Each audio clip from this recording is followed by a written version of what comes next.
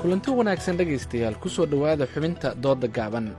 tan iyo bishii maarj ee sannadkan ayaa waxaa gudaha baarlamaanka federaalka ah ee soomaaliya hareeyey khilaaf siyaasadeed oo salka ku hayey mooshin laga geeyey guddoomiye maxamed cismaan jawaari.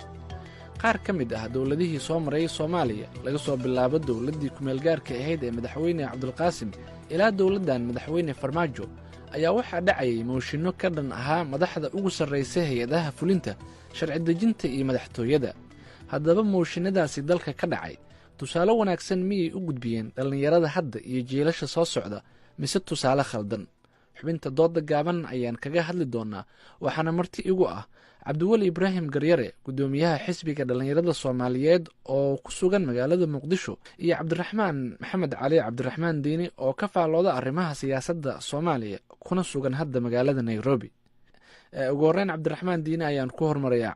cabdiraxmaan, mooshinnadan ku batay hay-adaha dowladda tusaale noocee ah ayay u direen dhallinyarada hadda iyo kuwa mustaqbalka? waa mahadsan tahay nuur. sidaan la socono soomaaliya burburkii kadib waxaa soo hana qaaday dowlada kumeel gaarka ah. haddana waxaa dalka ka jira dowlad caalamka aqoonsan yahay. waxaana jira baarlamaanka dowladda federaalka soomaaliya, xubnaha kala gedisan ee xildhibaanada laga soo kala doorto gobolada dalka. inta badan shacabka soomaaliyeed waxay maqlaan in mooshin laga keenay madaxweynaha ama ra-iisul wasaaraha ama wasiirada qaar oo si u guda waayay shaqooyinkooda ama hay-adaha qaar. dhalinyarada soomaaliyeed ma ahan mid ku cusub arrintan mooshinka qalbigooda, dhowr marna uu kusoo laalaabtay maqalkooda. ani waxaan arkaa mooshinkan inuu yahay oo soo laalaabanayo mid dib u dhac ah, dalkana aysan u baahnayn in mooshin mar walba siyaasadda ay ku salaysnaato. sababtoo ah siyaasadda ma aha mid been isugu sheegayo, waa siyaasadda mid laga dhabeeyo xaaladda lagu shaqeynayo. ani waxaan arkaa mooshinka inuu yahay mid dhibaato iyo caqabad ku ah horumarka dalka.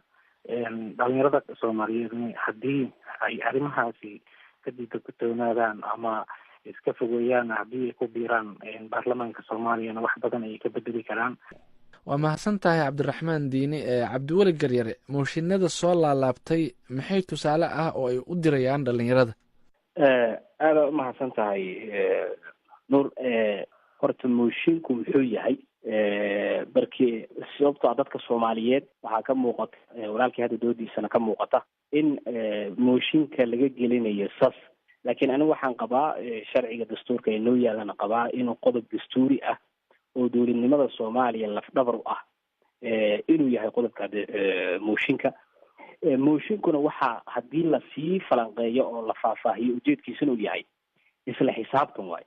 haddii guddoomiyaha lagu arko tusaale ahaan inuu ka bayro wixii lagu ballamay, haddii madaxweynaha lagu arko, haddii ra-iisul wasaaraha lagu arko, haddii wasiirada shaqada loo dirsado lagu arko, haddii tusaale ahaan sidii waagii dhaweyd wall arrinteedii oo kale lagu arko, waa arrin baarlamanku ay xaq u leeyihiin inay keenaan oo soo jeedin uu yahay, dabadeedna laga doodo xalna laga gaaro waxaas la rabo in la falanqeeyo.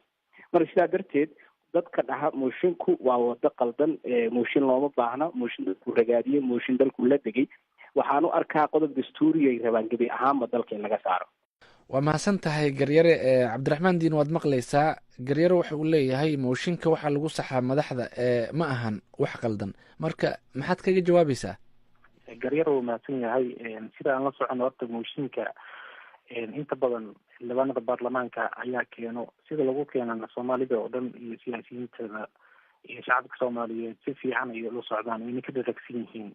mooshinada qaar wax waa lagu saxaa, laakiin mooshinada qaar ee baarlamaanka loo horgeeyo inta badan caqabad waaye. sida aan la soconanay mararka qaar waxaad arkaysaa mooshinka xildhibaanada wadaya ama keenayo dana siyaasadeed iyo ahdaaf iyagoo ka leeyihiin ayay sidaa u keenaan.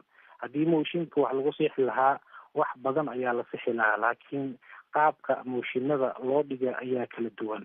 haddii mooshinka uu yahay mid u daneynayo shacabka soomaaliyeed, haddii uu yahay mid siyaasadda wax badan looga qabanayo, waa mid lasoo dhaweyn karo. laakiin mooshinada qaar oo halis gelin karo qarnimada dalka halis gelin kara madax banaanida dalka oo mar walba ay keenaan maxaan ku dhahaa baarlamaanka xildhibaano qaar ka tirsan taasaa aniga diidanahay mar walbana waa kasoo horjeedaa caqabad weyn ayayna ku tahay mustaqbalka iyo jiritaanka dalka. waa tahay garyare cabdiraxmaan waad maqlaysaa waxa uu leeyahay mooshinada qaarkood waxa ay dib u dhac ku yihiin dowladnimada waxaana lagu soo beegaa xilli xasaasi ah taasi miyayna muuqan?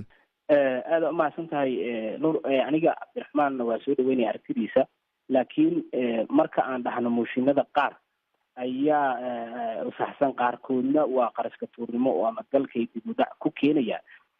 su-aasha meesha imaanaysa waxa waaye cabirkee ayaa lagu eegay oo lagu kala saaray mooshinadaas qaarna saxsan yihiin qaarna ay la qaldan yihiin cabdiraxmaan diini. maxaa yeelay intaba waxa keenaya waa xildhibaano golaha baarlamanka ku wada jira, waxayna u keenayaan oo hadafkoodu yahay oo ku qoran yahay in ay rabaan inay wax saxaan, iyagaana ka wakiila ummadda soomaaliyeed oo ku matalaya oo sharci dejiyayaal ah.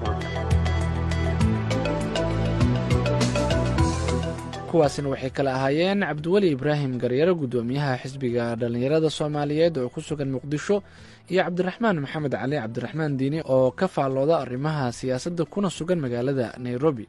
waxay marti igu ahaayeen xubinta dooda gaaban. dhegaystayaal tan iyo kulan dambe waxaan idinku dhaafayaa sidaa iyo nabadgelyo.